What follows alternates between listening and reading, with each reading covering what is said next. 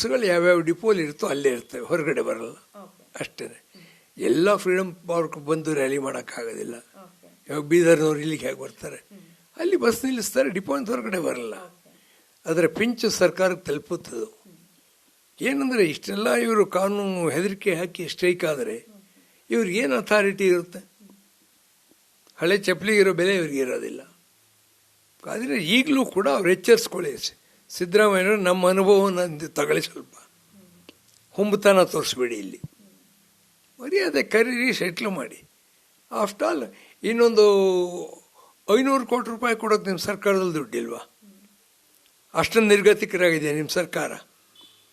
ಹಾಂ, ಇವತ್ತು BJP ಕೂಡ ಇದಕ್ಕೆ ಸಪೋರ್ಟ್ ಮಾಡ್ತಾ ಇದೆ. ಅಸೆಂಬ್ಲಿಗಳಲ್ಲಿ ಮಾತಾಡ್ತಿದ್ದಾರೆ ಅವರು.